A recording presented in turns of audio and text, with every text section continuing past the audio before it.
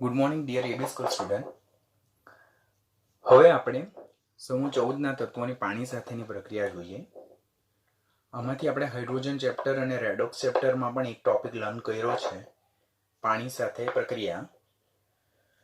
સમૂહના પ્રથમ 3 તત્વો કાર્બન, સિલિકોન અને જર્મેનિયમ એ પાણીનું વિઘટન કોઈ પણ સંજોગોમાં કરી શકતા નથી. ધેટ મીન્સ એ લોકો જે હાઇડ્રોજન જે છે તેનું વિસ્થાપન કરી શકતા નથી.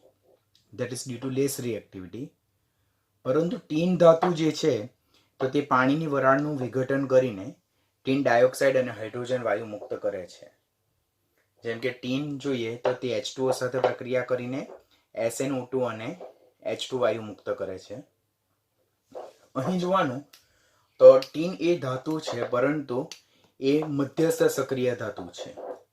ધેટ મીન્સ એ ઠંડા પાણી સાથે પ્રક્રિયા કરતી નથી, પરંતુ એ પાણીની વરાળ સાથે પ્રક્રિયા કરે છે અને ટીન ડાયોક્સાઇડ અને હાઇડ્રોજન વાયુ મુક્ત કરે છે. જ્યારે સમૂહનું છેલ્લું તત્વ જે છે લેડ, તે પાણી પ્રત્યે કેવું છે? બિન પ્રતિક્રિયાત્મક છે. It should be more reactive. એ પાણી પ્રત્યે વધારે રિએક્ટિવ હોવું જોઈએ, પરંતુ એ પાણી સાથે પ્રક્રિયા કરતું નથી, or it is known reactive towards water. Vote will be the reason behind that? તો તેની સપાટી પર લેડ ડાયોક્સાઇડનું એક નિષ્ક્રિય રક્ષણાત્મક આવરણ આવી જાય, જે લેડની ફર્ધર પાણી સાથેની પ્રક્રિયા અટકાવે છે. તો આ ટોપિકમાંથી આપણને કયા કાઇન્ડનો ક્વેશ્ચન પૂછાઈ શકે? તો સમૂહ 14 નું નીચેનામાંથી કયું તત્વ પાણી સાથે પ્રક્રિયા કરે? પહેલો ક્વેશ્ચન એ પૂછાય, તો આન્સર ટીન. ટીન ઠંડા પાણી સાથે પ્રક્રિયા કરીને હાઇડ્રોજન વાયુ મુક્ત કરે છે. વિધાન ખોટું. ટીન બોઇલિંગ વોટર ઓર વોટર સ્ટીમ એટલે પાણીની વરાળ સાથે પ્રક્રિયા કરીને હાઇડ્રોજન વાયુ મુક્ત કરે. બરાબર, હાઇડ્રોજનનું વિસ્થાપન કરે, ધાતુ છે. લેડ પાણી સાથે પ્રક્રિયા કરી શકતું નથી, કારણ કે 4 રીઝન આપેલું હોય. કરેક્ટ રીઝન શું? એની સપાટી પર લેડ ડાયોક્સાઇડનું નિષ્ક્રિય રક્ષણાત્મક આવરણ આવી જાય, જે લેડની ફર્ધર પાણી સાથેની પ્રક્રિયા અટકાવે છે. કાર્બન, સિલિકોન અને જર્મેનિયમ એ કોઈ પણ સંજોગોમાં પાણી સાથે પ્રક્રિયા કરી શકતા નથી. તો એ પાણી સાથેની પ્રક્રિયા થઈ. હવે હેલોજન સાથે પ્રતિક્રિયાત્મકતા જોઈએ તો સમૂહ 14ના તત્વોની 2 પ્રકારની સામાન્ય ઓક્સિડેશન અવસ્થા જોવા મળે. એક છે +4, જેને મહત્તમ ઓક્સિડેશન અવસ્થા કહેવાય, અને બીજું નિષ્ક્રિય યુગ્મ અસરને કારણે +2 ઓક્સિડેશન અવસ્થા જોવા મળે. આમ બંને ઓક્સિડેશન અવસ્થામાં સમૂહ 14ના તત્વો હેલાઇડ સંયોજનો રચે. પહેલું MX4 પ્રકારના ટેટ્રાહેલાઇડ રચે અને બીજું MX2 પ્રકારના ડાયહેલાઇડ રચે, જેમાં હેલોજનનો ઓક્સિડેશન આંક -1 હશે અને સમૂહ 14નું તત્વ તે MX4માં +4 ઓક્સિડેશન આંક અને MX2 પ્રકારમાં +2 ઓક્સિડેશન સ્ટેટ ધરાવતું હશે. આમ પહેલો જ ક્વેશ્ચન, સમૂહ 14ના તત્વોના હેલાઇડનું સામાન્ય સૂત્ર શું આવે? તો MX4 પ્રકારના ટેટ્રાહેલાઇડ અને MX2 પ્રકારના ડાયહેલાઇડ. શા માટે? +4 અને +2 ઓક્સિડેશન અવસ્થાને કારણે. સમૂહનું પ્રથમ તત્વ કાર્બન સિવાયના બધા જ તત્વો હેલોજન સાથે ડાયરેક્ટલી પ્રક્રિયા કરી શકે છે ઇન એપ્રોપ્રિએટ કન્ડિશન, અનુકૂળ સંજોગોમાં, પરંતુ કાર્બન એ ડાયરેક્ટ હેલોજન સાથે પ્રક્રિયા કરી શકતું નથી. યાદ રાખવાનું, સમૂહ 14નું કયું તત્વ એ ડાયરેક્ટલી હેલોજન સાથે પ્રક્રિયા કરી શકતું નથી? તો that is one and only carbon. જ્યારે સમૂહના અન્ય તત્વો હેલોજન સાથે પ્રક્રિયા કરીને અનુવર્તી ડાયહેલાઇડ અને ટેટ્રાહેલાઇડ રચી શકે છે. હવે 1 by 1 આપણે હેલાઇડ પર આગળ વધીએ તો પહેલું ટેટ્રાહેલાઇડ. તો સમૂહના બધા જ તત્વો આપણને ખબર છે કે +4 ઓક્સિડેશન અવસ્થા ધરાવે છે, માટે એ લોકો MX4 પ્રકારના ટેટ્રાહેલાઇડ રચી શકે છે. ટેટ્રાહેલાઇડ મોટે ભાગે કેવા હોય? કોવેલેન્ટ સ્વભાવના હોય છે. કેમ? તો આપણે ઓલરેડી ઓક્સિડેશન સ્ટેટ જ્યારે લર્ન કર્યું ત્યારે જોયું કે 4 ઇલેક્ટ્રોન દૂર કરીને M+4 આયન બનાવવા માટે વિપુલ પ્રમાણમાં ઉર્જા આપવી પડે. વધુમાં M+4 એ વધારે વીજભાર +4 વીજભાર ધરાવે, ધેટ ઇઝ હાઈ ઇનફ, અને એનું કદ ઘણું નાનું છે, તો તે કોવેલેન્ટ નેચરને ડેફિનેટલી ફેવર કરે. એટલે MX4 પ્રકારના ટેટ્રાહેલાઇડ જે છે તો તે સ્વભાવે કેવા છે? સહસંયોજક સ્વભાવના, કોવેલેન્ટ. Important question. બટ અહીંયા એક્સેપ્શનલ કેસ છે SnF4 અને PbF4, કે જેમાં વિદ્યુત ઋણતાના તફાવતને કારણે એ લોકો બંને સ્વભાવે આયનીય છે. યાદ રાખવાનું, જે એક્સેપ્શનલ કેસ હોય તે હંમેશા ઇમ્પોર્ટન્ટ ક્વેશ્ચન હોય. મધ્યસ્થ પરમાણુ sp3 સંકરણ ધરાવે અને તેનો આકાર કેવો છે? સમચતુષ્ફલકીય એટલે કે ટેટ્રાહેડ્રલ. શા માટે મધ્યસ્થ પરમાણુ એ sp3 સંકરણ ધરાવે? તો એક આપણે CCl4 નું ઓર CF4 નું ઉદાહરણ જોઈએ તો કાર્બન ગ્રાઉન્ડ સ્ટેટમાં એ 2s to 2p2 electronic state ધરાવે, પણ જ્યારે એક્સાઇટેડ સ્ટેટમાં એ 2s માંનો એક ઇલેક્ટ્રોન અયુગ્મીકરણ પામીને 2pz માં જાય. આમ એની પાસે 4 અયુગ્મિત ઇલેક્ટ્રોન છે જે બંધ બનાવવામાં ભાગ લે, માટે તે 4 ફ્લોરિન પરમાણુ સાથે 4 કોવેલેન્ટ બોન્ડ દ્વારા CF4 નામનું સંયોજન બનાવે. અને સંકરણ હવે 4 કોવેલેન્ટ બોન્ડ છે, માટે સંકરણ કેવું હશે? sp3 સંકરણ હશે અને એનો આકાર કેવો હશે? ટેટ્રાહેડ્રલ, જેને સમચતુષ્ફલકીય આકાર કહેવાય. તો અહીંયાથી ક્વેશ્ચન શું પૂછાય કે સમૂહ 14 નું એકમાત્ર કાર્બન ટેટ્રાહેલાઇડ રચી શકે છે? તો એ વિધાન ખોટું. સમૂહ 14 ના બધા જ તત્વો mx4 પ્રકારના ટેટ્રાહેલાઇડ રચે છે. શા માટે સમૂહ 14 ના બધા જ તત્વો mx4 પ્રકારના ટેટ્રાહેલાઇડ રચી શકે? કારણ કે બધા જ +4 ઓક્સિડેશન અવસ્થા ધરાવે છે. ટેટ્રાહેલાઇડ મોટે ભાગે આયનીય સ્વભાવના હોય. ખોટું. મોટે ભાગે કોવેલેન્ટ સ્વભાવના હોય. શા માટે? કારણ કે M+4 આયન બનાવવું મુશ્કેલ, વિપુલ પ્રમાણમાં ઉષ્મા આપવી પડે. M+4 માં હેડ પર ચાર્જ વધારે અને સેકન્ડ વન એનું કદ નાનું, જે ધ્રુવીભવન ક્ષમતા વધારે ધરાવે, એટલે કોવેલેન્ટ નેચર વધારે ધરાવે. માટે mx4 પ્રકારના ટેટ્રાહેલાઇડ મોટે ભાગે સહસંયોજક સ્વભાવના હશે. અપવાદ કયા? છેલ્લા બે તત્વો SnF4 અને PbF4, તે આયોનિક નેચરના છે. સંકરણ કેવું? sp3 સંકરણ. આકાર કેવો? ટેટ્રાહેડ્રલ, સમચતુષ્ફલકીય. કાર્બન ટેટ્રાફ્લોરાઇડ, સિલિકોન ટેટ્રાફ્લોરાઇડ અને જર્મેનિયમ ટેટ્રાફ્લોરાઇડ એ સામાન્ય સ્થિતિમાં કેવા છે? સહસંયોજક છે અને બાષ્પશીલ વાયુ સ્વરૂપે જોવા મળે. જ્યારે ટીન ટેટ્રાફ્લોરાઇડ અને લેડ ટેટ્રાફ્લોરાઇડ એ આયનીય ઘન પ્રકારના છે. તેઓ 3 ડાયમેન્શનલ નેટવર્ક બંધારણ ધરાવે, ત્રિપરિમાણીય જાળીદાર રચના ધરાવે અને તેમના ગલનબિંદુ કેવા જોવા મળે છે? ઊંચા જોવા મળે છે. તો હવે અહીંયાથી એ લોકોની ભૌતિક સ્થિતિના રિલેટેડ ક્વેશ્ચન આપણને જનરેટ થઈ શકે કે કાર્બન ટેટ્રાફ્લોરાઇડ એ આયનીય ઘન પ્રકારનું સંયોજન છે. તો વિધાન ખોટું. Very simple question, textual question જ છે, પણ આપણે ત્યારે યાદ નહીં આવશે, બીકોઝ ઇનઓર્ગેનિકમાં you have to remember so many thing. તો કાર્બન ટેટ્રાફ્લોરાઇડ એ સ્વભાવે સહસંયોજક છે અને બાષ્પશીલ વાયુ છે. જ્યારે ટીન અને લેડના જે ટેટ્રાફ્લોરાઇડ છે તે આયનીય ઘન છે અને તેમના ગલનબિંદુ કેવા જોવા મળે છે? ઊંચા જોવા મળે છે. હવે નીટ લેવલ પર જોઈએ તો ટ્રેન્ડના રિલેટેડ ક્વેશ્ચન ખાસ પૂછાય.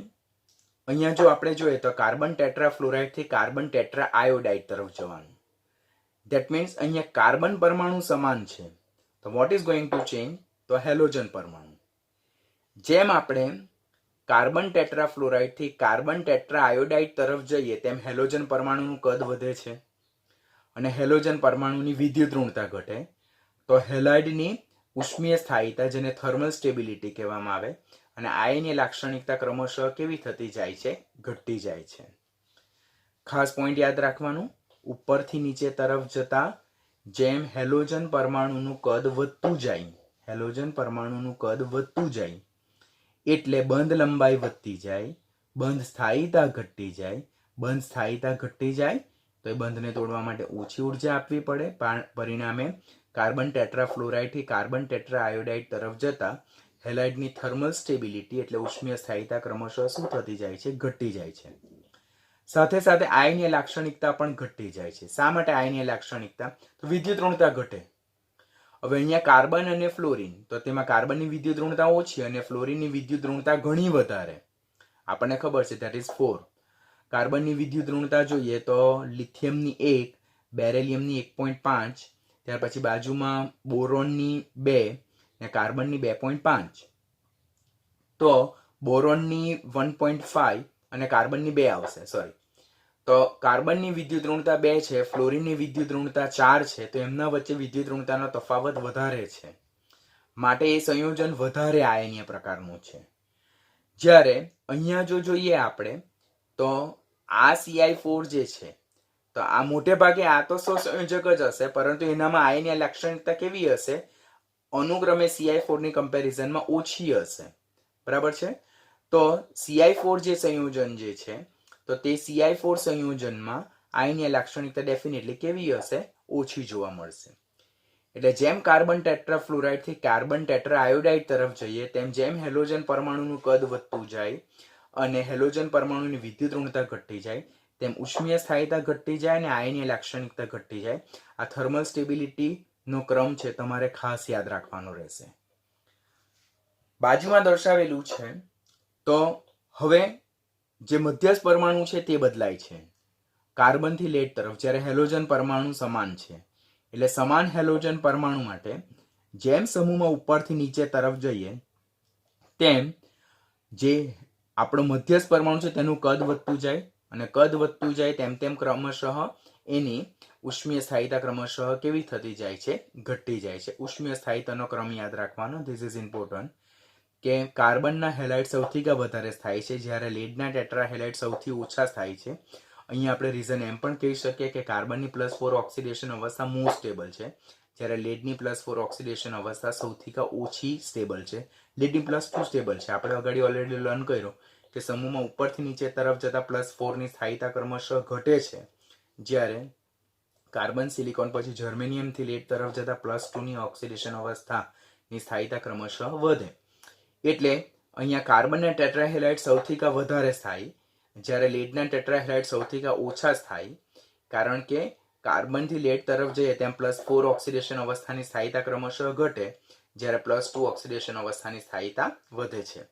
માટે જે અહીંયા બ્લોકવાળા ક્વેશ્ચન છે ઉષ્મીય સ્થાયીતા થર્મલ સ્ટેબિલિટી, તો તે તમારે યાદ રાખવાના થાય. અહીંયા જો જોઈએ આપણે તો લેડ ટેટ્રાક્લોરાઇડ છે, લેડ ટેટ્રાબ્રોમાઇડ છે અને લેડ ટેટ્રા આયોડાઇડ છે. તો અત્યારે આપણે લર્ન કર્યું કે જેમ આપણે ઉપરથી નીચે તરફ જઈએ તેમ હેલોજન પરમાણુ જેમ મોટા કદનો થતો જાય તેમ ઉષ્મીય સ્થાયીતા ઘટતી જાય છે. બરાબર? તો અહીંયા લેડ જે છે તો લેડ ટેટ્રાક્લોરાઇડ સ્થાયી સંયોજન છે, લેડ ટેટ્રાબ્રોમાઇડ અસ્થાયી સંયોજન છે અને લેડ ટેટ્રા આયોડાઇડ ડેફિનેટલી કેવું છે? અનનોન છે.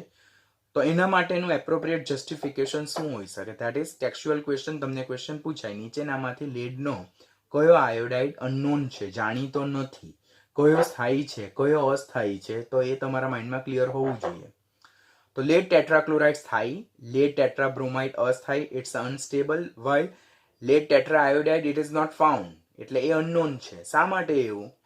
તો લેડ ઓલરેડી મોટા કદનો પરમાણુ છે, સમૂહનું છેલ્લું તત્વ, અને એના સરાઉન્ડિંગમાં 4 મોટા કદના જો આયોડિન પરમાણુ ગોઠવાય તો એ કમ્પાઉન્ડ કેવું બનવાનું? મોટા કદનું અનસ્ટેબલ કમ્પાઉન્ડ બનવાનું. એટલે મોટા કદના લેડની આજુબાજુમાં મોટા કદના આયોડાઇડ આયન જે છે તો તેને અકોમોડેટ નહીં કરી શકે. અકોમોડેટ કરે તો પણ એ બનતું સંયોજન કેવું હશે? અનસ્ટેબલ હશે.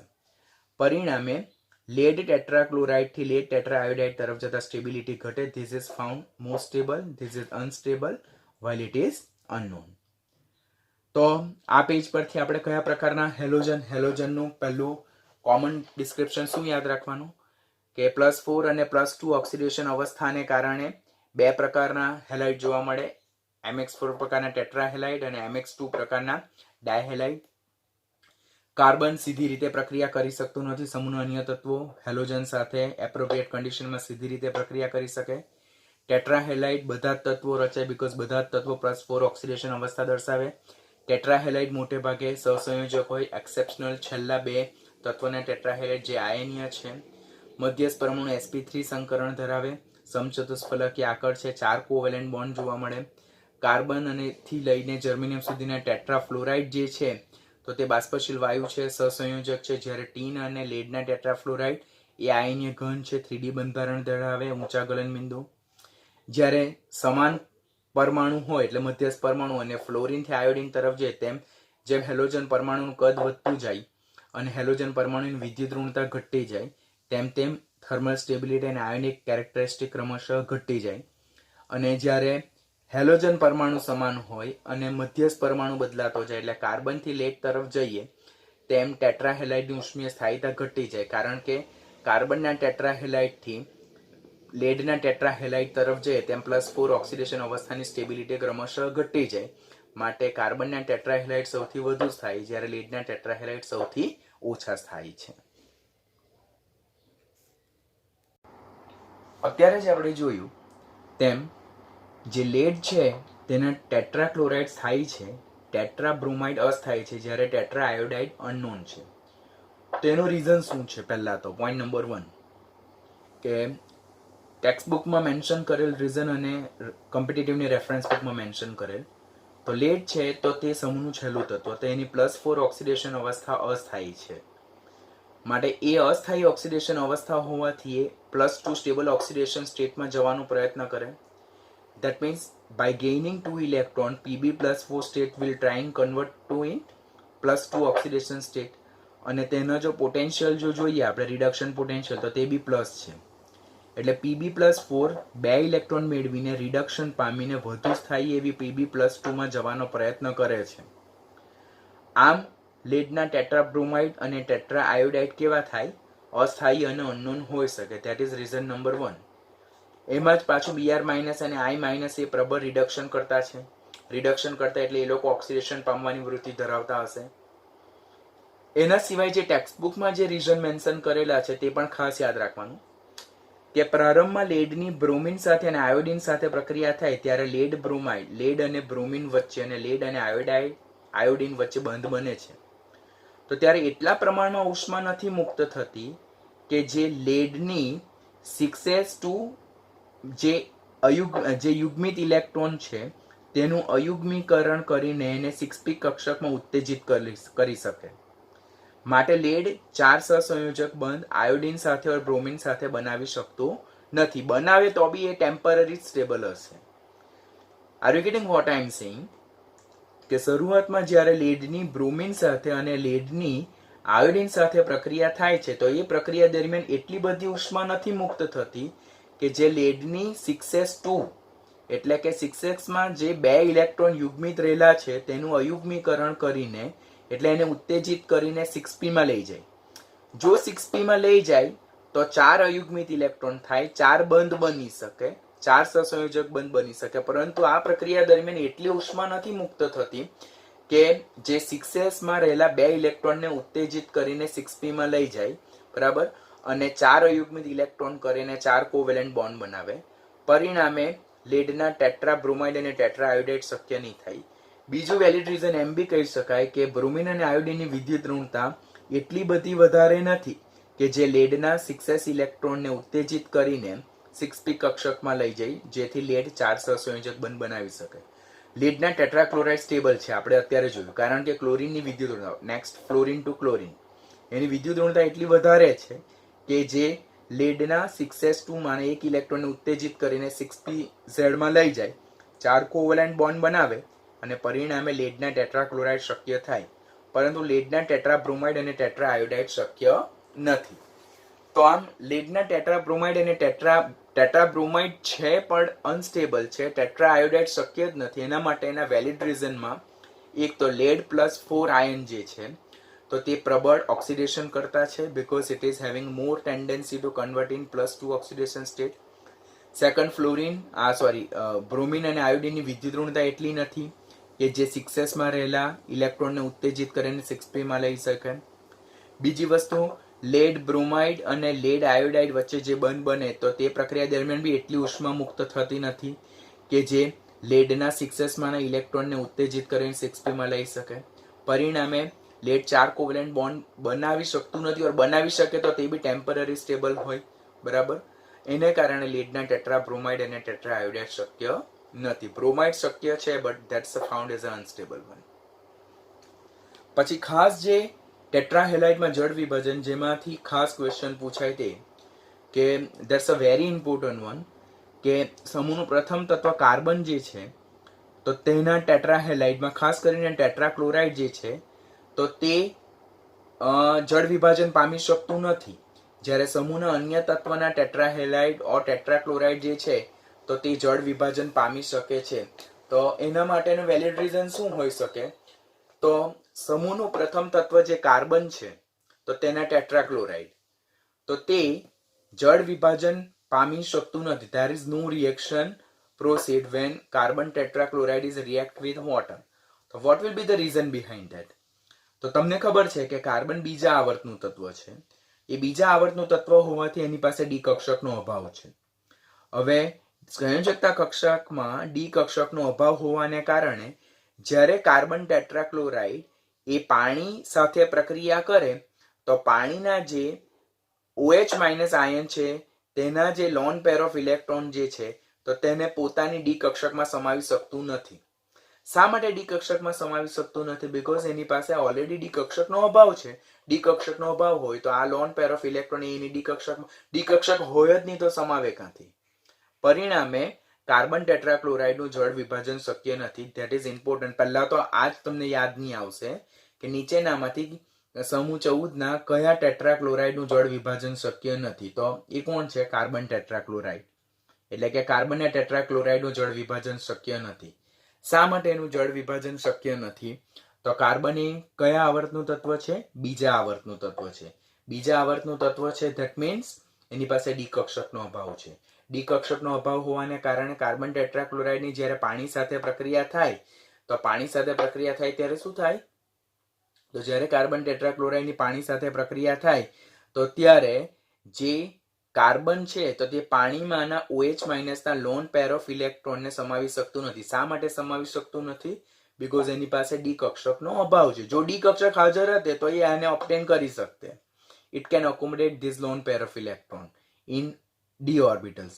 But carbon having lack of d orbitals, એની પાસે d ઓર્બિટલનો અભાવ છે. પરિણામે આ લોન પેર ઓફ ઇલેક્ટ્રોનને સમાવી શકતું નથી. પરિણામે કાર્બન ટેટ્રાક્લોરાઇડનું જળ વિભાજન શક્ય નથી. બટ કે જે ટેક્સ્ટ બુકમાં નથી આપેલું, જે બધી કોમ્પિટિટિવની બુકમાં મેન્શન છે અને નીટ માટેનો ખાસ કોર્નર ક્વેશ્ચન થાય, જો કાર્બન ટેટ્રાક્લોરાઇડનું જળ વિભાજન સ્પેશિયલ કન્ડિશનમાં સુપરહીટેડ સ્ટીમ નહીં, that is also superheated, not only steam, that is also superheated steam. એટલે સ્ટીમ કરતા બી જ્યારે ઘણા ઊંચા તાપમાને કાર્બન ટેટ્રાક્લોરાઇડની પાણી સાથે પ્રક્રિયા થાય તો ત્યારે એમાંથી કાર્બોનાઇલ ક્લોરાઇડ અને હાઇડ્રોજન ક્લોરાઇડ ઉત્પન્ન થાય છે. કાર્બોનાઇલ ક્લોરાઇડ જેનું સૂત્ર COCl2 છે, જેને ફોસ્જીન પણ કહેવામાં આવે. વારંવાર પૂછાતો ક્વેશ્ચન, ફોસ્જીનનું બીજું નામ શું છે? કાર્બોનાઇલ ક્લોરાઇડ. કાર્બોનાઇલ ક્લોરાઇડ બીજા કયા નામે ઓળખાય? ફોસ્જીન. કાર્બોનાઇલ ક્લોરાઇડનું સૂત્ર શું? COCl2. ફોસ્જીનનું સૂત્ર શું? COCl2. જ્યારે કાર્બન ટેટ્રાક્લોરાઇડની સુપરહીટેડ સ્ટીમ સાથે ની હાજરીમાં પાણી સાથે પ્રક્રિયા થાય ત્યારે કયું સંયોજન મળે? તો ફોસ્જીન અને HCl. આ ફોસ્જીન જે છે તો હાઈલી ટોક્સિક ગેસ છે. એ અત્યંત ઝેરી વાયુ છે. ડ્યુરિંગ ફર્સ્ટ વર્લ્ડ વોર એટલે કે પ્રથમ વિશ્વ યુદ્ધ દરમિયાન એને હાર્મફુલ પોઈઝનસ ગેસ તરીકેનો ઉપયોગ થયેલો હતો. ક્વેશ્ચન પૂછાશે કે during first world war from the given below which compound was use as a poisonous gas? So that is phosgene, and phosgene is chemically carbonyl chloride having equation COCl2. તો આ point યાદ રાખવાનો. આમ carbon ટેટ્રાક્લોરાઇડનું સામાન્ય પરિસ્થિતિમાં જળ વિભાજન શક્ય નથી ડી કક્ષકના અભાવને કારણે, પરંતુ તેની જ્યારે સુપરહીટેડ સ્ટીમ સાથે પ્રક્રિયા થાય તો ત્યારે કાર્બોનાઇલ ક્લોરાઇડ ફોસ્જીન બને છે અને HCl છૂટો પડે છે. સમૂહના અન્ય તત્વો એટલે જેમ આપણે ત્રીજા આવર્તથી સ્ટાર્ટ કરીએ તો ત્રીજા આવર્તથી એટલે સિલિકોનથી લઈને લેડ સુધી ડી કક્ષક અને અથવા F કક્ષકની હાજરી છે. પરિણામે એ લોકો જ્યારે પાણી સાથે પ્રક્રિયા કરે તો મધ્યસ્થ પરમાણુ જે છે તો તે પાણીમાંના OH માઇનસ આયનમાંના લોન પેર ઓફ ઇલેક્ટ્રોનને પોતાની ડી કક્ષકમાં સમાવી શકે છે અને તેઓ જળ વિભાજન પામી શકે છે. તો ક્વેશ્ચન પૂછાય કે સિલિકોન ટેટ્રાક્લોરાઇડનું જળ વિભાજન શક્ય છે કે નથી? તો યસ, સિલિકોન ટેટ્રાક્લોરાઇડનું જળ વિભાજન શક્ય છે. શા માટે સિલિકોન ટેટ્રાક્લોરાઇડનું જળ વિભાજન શક્ય છે? તો સિલિકોન એ 14મા સમૂહનું ત્રીજા આવર્તમાં આવેલું તત્વ છે. એની પાસે ખાલી પડેલી ડી કક્ષક છે કે જ્યારે સિલિકોન ટેટ્રાક્લોરાઇડની પાણી સાથે પ્રક્રિયા થાય ત્યારે મધ્યસ્થ સિલિકોન પરમાણુ પાણીમાંના OH માઇનસ આયનમાંના લોન પેર ઓફ ઇલેક્ટ્રોનને પોતાની ખાલી પડેલી ડી કક્ષકમાં સમાવી શકે છે. બરાબર.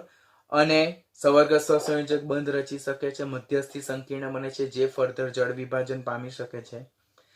આમ સમૂહનું પ્રથમ તત્વ કાર્બનના ટેટ્રાહેલાઇડનું જળ વિભાજન શક્ય નથી, પરંતુ સમૂહના અન્ય તત્વોનું જળ વિભાજન શક્ય છે. That's due to availability of D orbitals.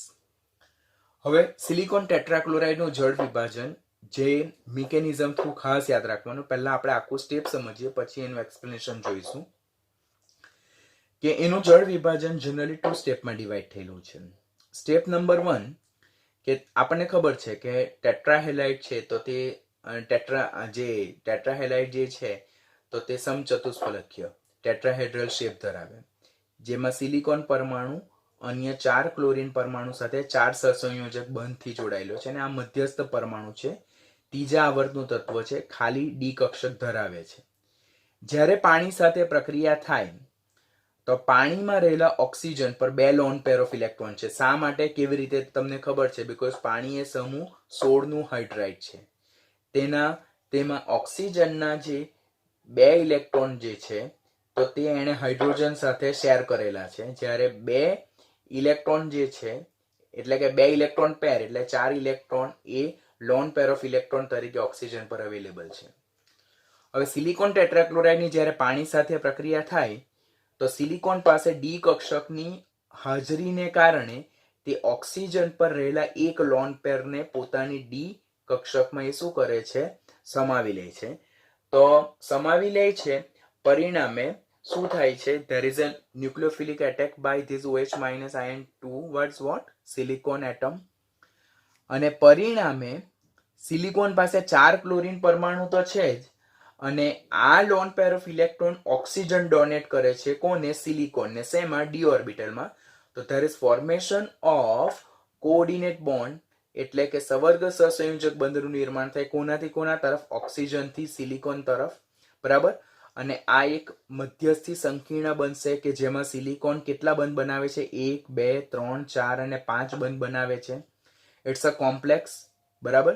હવે આ જે કોમ્પ્લેક્સ છે તે અનસ્ટેબલ હશે એટલે એમાંથી આ એક હાઇડ્રોજન અને આ એક ક્લોરીન, ધેટ મીન્સ આ એક હાઇડ્રોજન અને આ એક ક્લોરીન HCl ના અણુ તરીકે છૂટા પડશે સ્ટેપ 2 માં. પરિણામે સિલિકોન પાસે એના 3 ક્લોરીન તો છે જ અને બીજો એક OH માઇનસ અહીંયા જોડાઈ ગયો. બરાબર.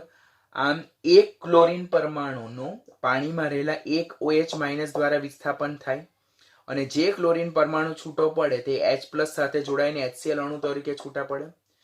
હવે સિલિકોન ટેટ્રાક્લોરાઇડમાં કેટલા Cl હતા? 4 હતા. એકનું વિસ્થાપન થઈ ગયું. જ્યાં સુધી આ 3 ક્લોરીન પરમાણુનું વિસ્થાપન ન થાય ત્યાં સુધી જળ વિભાજન પ્રક્રિયા કન્ટિન્યુ રહેશે. માટે અહીંયા +3H2O -3HCl રાઇટ કર્યું છે અને આ રીતે સિલિકોનની સરાઉન્ડિંગમાં 4 OH જોડાઈ જશે અને સૂત્ર બનશે SiOH4 જેને કહેવામાં આવે છે સિલિસિક એસિડ. અગેન રિવાઇઝિંગ ધ કન્ટેન્ટ કે સિલિકોન ટેટ્રાફ્લોરાઇડનું જળ વિભાજન, સિલિકોનના ટેટ્રાક્લોરાઇડમાં સિલિકોન 4 ક્લોરીન પરમાણુ સાથે 4 સહસંયોજક બંધથી જોડાયેલો છે. એની જ્યારે પાણી સાથે પ્રક્રિયા થાય તો પાણી પર રહેલા લોન પેર ઓફ ઇલેક્ટ્રોન એ સિલિકોનના ડી કક્ષકમાં જાય, ન્યુક્લિયોફિલિક એટેક જે કહેવામાં આવે તે, અને ત્યારબાદ એ જે ઓક્સિજન છે તેની અને સિલિકોન વચ્ચે કોઓર્ડિનેટ બોન્ડનું નિર્માણ થાય, સહસંયોજક બંધનું નિર્માણ થાય છે. આ મધ્યસ્થ સિલિકોન કુલ 4 બંધથી જોડાયેલો રહેશે. તેમાં 4 ક્લોરીન પરમાણુ અને બીજો એક વોટર મોલેક્યુલ જે છે મધ્યસ્થી સંકીર્ણ અનસ્ટેબલ હશે એટલે એમાંથી આ જે પાણી છે તેમાંથી એક H+ અને જે સિલિકોનના 4 ક્લોરીનમાંથી એક ક્લોરીનનું વિસ્થાપન કરે અને HCl અણુ દૂર થાય અને Cl ના સ્થાને કોણ જોડાઈ જશે? OH માઇનસ આયન જોડાઈ જાય.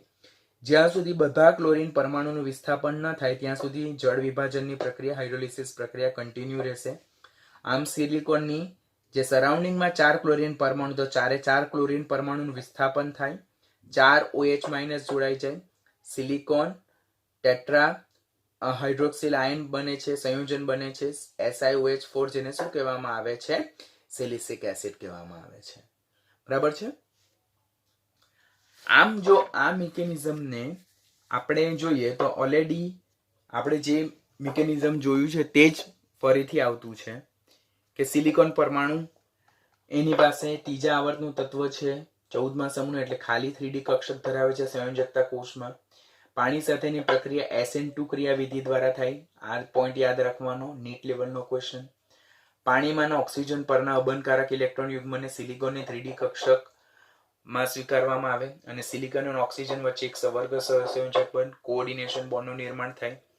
Nucleophilic attack by lone pair of electron present on oxygen atom of the molecule. Water મોલેક્યુલમાં ઓક્સિજન પર જે લોન પેર ઓફ ઇલેક્ટ્રોન છે તેના દ્વારા ન્યુક્લિયોફિલિક એટેક થાય. કોના પર? સિલિકોન પરમાણુ પર.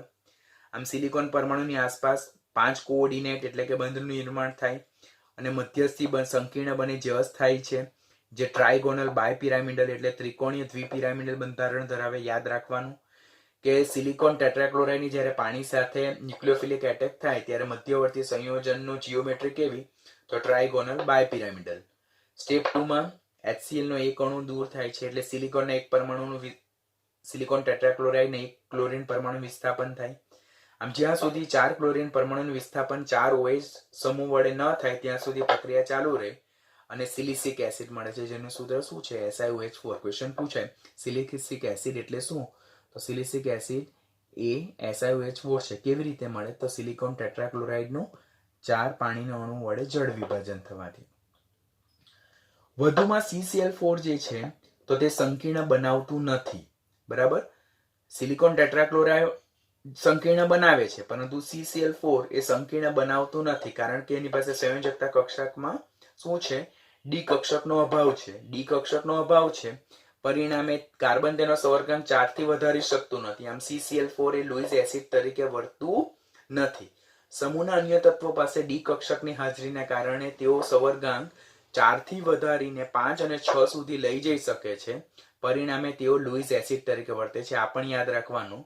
કાર્બનના જે ટેટ્રાહેલાઇડ છે, જનરલી તો જોઈએ તો જે MX4 પ્રકારના છે તો they are ઇલેક્ટ્રોન પ્રિસાઇઝ, કે એમની સરાઉન્ડિંગમાં 4 બોન્ડ પેર ઓફ ઇલેક્ટ્રોન આવેલા હોય એટલે અષ્ટક પૂર્ણ થઈ ગયેલું હોય એટલે એ લોકો ઇલેક્ટ્રોન મેળવવાની કે ગુમાવવાની વૃત્તિ ન રાખતા હોય. પરંતુ શું થાય કે CCl4 માં કાર્બન પાસે ડી કક્ષકનો અભાવ હોય એટલે ઇલેક્ટ્રોન મેળવી નહીં શકે, માટે લુઈસ એસિડ તરીકે નહીં વર્તે. સમૂહના અન્ય તત્વના હેલાઇડ જે છે તેમાં મધ્યસ્થ પરમાણુ પાસે ડી કક્ષક હાજર છે, માટે તેઓ અન્ય પાસેથી ઇલેક્ટ્રોન યુગ્મ સ્વીકારવાની વૃત્તિ રાખી શકે અને પોતાનો સંવર્ગાંક કોઓર્ડિનેશન બોન્ડ 4 થી વધારીને 5 અને 6 સુધી લઈ જઈ શકે છે, માટે તેઓ લુઈસ એસિડ તરીકે વર્તી શકે. જેમ કે વેરી ઇમ્પોર્ટન્ટ, તો સિલિકોન ટેટ્રાફ્લોરાઇડ, તો સિલિકોન ટેટ્રાફ્લોરાઇડની HF સાથે પ્રક્રિયા થાય તો જોઈએ તો આ સિલિકોન એ ત્રીજા આવર્તનું તત્વ, ડી કક્ષકનો અભાવ છે, તો ડી કક્ષકનો અભાવ છે તો ઇલેક્ટ્રોન યુગ્મનો સ્વીકાર કરી શકે, માટે લુઈસ એસિડ તરીકે વર્તે. આમાં જે હાઇડ્રોજન ફ્લોરાઇડ છે તો ફ્લોરિન પાસે 1, 2, 3, 4, 5 અને 6 આપણે જોઈએ તો 1, 2, 3, 4, 5 અને 6 એટલે 3 લોન પેર ઓફ ઇલેક્ટ્રોન છે, એક એણ હાઇડ્રોજન સાથે શેર કરેલું. તો એ લોન પેર ઓફ ઇલેક્ટ્રોન ધરાવે એટલે ઇલેક્ટ્રોન યુગ્મ ડોનેટ કરવાની વૃત્તિ રાખી શકે છે, માટે લુઈસ બેઝ તરીકે વર્તે અને નવું સંયોજન બને તે હાઇડ્રોફ્લોરોસિલિસિક એસિડ ધેટ ઇઝ H2SiF6. આમ ક્વેશ્ચન પૂછાય સિલિકોન ટેટ્રાફ્લોરાઇડની હાઇડ્રોજન ફ્લોરાઇડ સાથે પ્રક્રિયા થાય ત્યારે બનતા સંયોજનનું સૂત્ર શું? તો H2SiF6, જેનું નામ શું છે? હાઇડ્રોફ્લોરોસિલિસિક એસિડ, જેમાં સિલિકોન ટેટ્રાફ્લોરાઇડ લુઈસ એસિડ તરીકે વર્તે અને હાઇડ્રોજન ફ્લોરાઇડ એ લુઈસ બેઝ તરીકે વર્તે. એવી રીતે ટીન ટેટ્રાક્લોરાઇડ છે તેની ક્લોરાઇડ આયન સાથે પ્રક્રિયા થાય તો આ લુઈસ એસિડ તરીકે વર્તે, આ લુઈસ બેઝ તરીકે વર્તે અને હેક્સાક્લોરોસ્ટેનેટ આયન બને, જેનું સૂત્ર SnCl6-2 છે. આમ સિલિકોનના ફ્લોરાઇડ સંયોજનનું જો જળ વિભાજન જોવામાં આવે તો સિલિકોનના જે ટેટ્રાફ્લોરાઇડ જે છે તો તેના 2 મોલ પાણી સાથે પ્રક્રિયા થાય તો સિલિકા અને હેક્સાફ્લોરોસિલિસિક એસિડ મળે. 4 મોલ વડે થાય તો SiO2 એટલે કે સિલિસિક એસિડ મળે અને H2SiF6 મળે. H2SiF6 ને હાઇડ્રોફ્લોરોસિલિસિક એસિડ કહેવામાં આવે ઓર હેક્સાફ્લોરોસિલિસિક એસિડ કહેવામાં આવે અને તેનું ફર્ધર જળ વિભાજન કરવામાં આવે તો H3+ અને SiF6-2 મળે, જેમાં સિલિકોન જે છે તો તેના સરાઉન્ડિંગમાં 6 ફ્લોરિન પરમાણુ છે એટલે એમાં એનો સંવર્ગાંક કેટલો થાય? 6 થાય. That is availability of D orbitals. બરાબર છે. આમ જો જળ વિભાજન પામવાની વૃત્તિ જોઈએ તો જેમ સમૂહમાં ઉપરથી નીચે તરફ આવીએ તેમ ડી અને એફ કક્ષકનો ઉમેરો થતો જાય તેમ પાણીમાંના OH- માંથી લોન પેર ઓફ ઇલેક્ટ્રોન સ્વીકારવાની વૃત્તિ વધતી જાય. આમ જળ વિભાજન પામવાની વૃત્તિ વધતી જાય. સૌથી સરળતાથી જળ વિભાજન કોણ પામે? PB ટેટ્રાક્લોરાઇડ, બીકોઝ PB પાસે ડી અને એફ બંને કક્ષક છે ને ઓછી કોણ ધરાવે તો ખરું, થાય તો થાય જ છે, પરંતુ આની સાપેક્ષમાં આનું ઓછું થાય એટલા માટે, કારણ કે સિલિકોન પાસે ખાલી ડી કક્ષક છે, જ્યારે આની પાસે ડી અને એફ કક્ષક છે. પછી અગેન નીટનો એક ઇમ્પોર્ટન્ટ ક્વેશ્ચન કે જે ટેક્સ્ચ્યુઅલ જ છે કે SiF6-2 જાણીતું છે, જ્યારે એટલે કે સિલિકોન ટેટ્રાફ્લોરાઇડ હેક્ઝાફ્લોરાઇડ -2 આયન જાણીતું છે, જ્યારે સિલિકોન હેક્ઝાક્લોરાઇડ -2 આયન જાણીતું નથી. તો એનું રીઝન શું હોઈ શકે? તો અહીંયા સૂત્ર જોઈએ તો સિલિકોનની સરાઉન્ડિંગમાં 6 ફ્લોરિન પરમાણુ છે, જ્યારે અહીંયા સિલિકોનની સરાઉન્ડિંગમાં 6 ક્લોરીન પરમાણુ છે. હવે આપણને ક્વેશ્ચન એમ થાય કે સર સિલિકોન અહીંયા પણ છે, સિલિકોન અહીંયા પણ છે, એની પાસે ડી કક્ષક છે, તો એ ફ્લોરિન પાસેથી ડી કક્ષકમાં ઇલેક્ટ્રોન યુગ્મ સ્વીકારી શકે. તો અહીંયા કેમ નહીં સ્વીકારી શકે? તો સિલિકોન એમાં Si+4 નું મર્યાદિત કદ છે, તેની કારણે તેની આસપાસ મોટા કદવાળા 6 ક્લોરીન પરમાણુને એકોમોડેટ કરી નહીં શકે. કેટલી હું શું કહેવા માંગુ છું? આ સંયોજન શક્ય છે, આ સંયોજન શક્ય નથી. તો જોવાનું, સંયોજનને ધ્યાનથી જોવાનું. અહીંયા સિલિકોનની સરાઉન્ડિંગમાં 6 ફ્લોરિન છે, અહીંયા સિલિકોનની સરાઉન્ડિંગમાં 6 ક્લોરીન છે. ફ્લોરિન કદમાં નાનું હોય, પરિણામે નાના કદના Si+4 આયન જે છે તેની સરાઉન્ડિંગમાં 6 ફ્લોરિન પરમાણુ ઇઝીલી એકોમોડેટ થઈ શકે છે, જ્યારે નાના કદના Si+4 ની સરાઉન્ડિંગમાં મોટા કદના 6 ક્લોરીન પરમાણુ ઇઝીલી એકોમોડેટ થઈ શકતા નથી. પરિણામે આ શક્ય છે અને આ શક્ય નથી. બીજું રીઝન એમ પણ હોઈ શકે કે Si+4 અને ક્લોરાઇડ આયનના અબંધકારક ઇલેક્ટ્રોન યુગ્મ વચ્ચે પારસ્પરિક ક્રિયા વધુ પ્રબળ હોતી નથી જેટલી સિલિકોન અને ફ્લોરિન, કારણ કે વિદ્યુત ઋણતા ફ્લોરિનની કેવી છે? વધારે છે. તો આ બંને વચ્ચેની જે રિએક્શન જે છે તો તે ધેટ ઇઝ સ્ટ્રોંગ, એટલે કે બંને વચ્ચેની પ્રક્રિયા પ્રબળ છે, જ્યારે આ બંને વચ્ચેની પ્રક્રિયા પ્રબળ અને વિદ્યુત ઋણતા ક્લોરિનની અને સિલિકોનની નિયર અબાઉટ સરખી હોવાને કારણે તો આ બંને વચ્ચે પ્રક્રિયા શક્ય છે, પ્રબળ છે, જ્યારે આ બંને વચ્ચે પ્રક્રિયા એટલી બધી પ્રબળ નથી. ધ મેઇન વેલિડ રીઝન મોટા કદના 6 ક્લોરીન પરમાણુ નાના કદના સિલિકોન +4 આયનની સરાઉન્ડિંગમાં ઇઝીલી એકોમોડેટ થઈ શકતા નથી. માટે આ વેલિડ છે, જાણીતું છે, નોન છે, જ્યારે આ અનનોન છે. That's due to big size of the chlorine atom.